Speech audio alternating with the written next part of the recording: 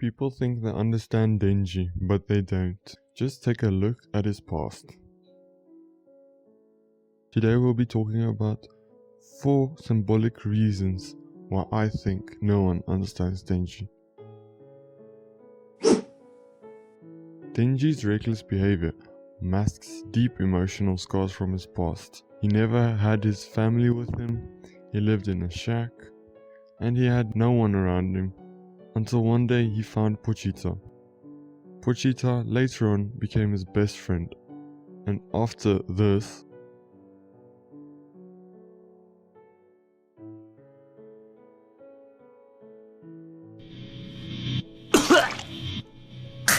they became one. Now, whether we know about this or not, it can be seen that Denji suppresses his life and his trauma and what he went through in life. The sad thing is he never had an education, so he didn't know what was right and wrong, and he didn't know that he was being mistreated, especially by this guy. This guy was the worst of everyone, but at least after this, Denji and Pochita killed him. And later on, his son came to revenge him, but that's another story for another day.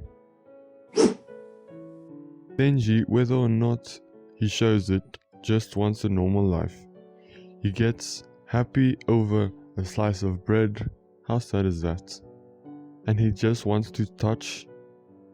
How normal is that? He just wanted to be a normal kid with a normal life, but life didn't deal him that hand. And so he got misused and mistreated, as said in the previous point. And let's not start about what this woman did to Denji. Even though he just wanted to be a normal person, he was forced to become a devil hunter because of Pochita and Makima coming after his heart, that is Pochita, and didn't have any interest in him. So he was forced to become a devil hunter, and that goes into my second point. The pressures of being a devil hunter shaped Denji's character. He never wanted to be a devil hunter, all he wanted was a normal life. But in order to get a normal life, Makima told him that he had to work for her. And so, as time went on, Makima kept using and manipulating him, and then in the end, killing Power and all of his friends in the process. Even though she didn't physically kill all of his friends, she was part of the plan to do it, because she was the control devil. She wanted control of Denji so she could get his heart. And thus, the burden of duty had a huge toll on Denji, even though it isn't really shown, because all he wanted in life was to be normal.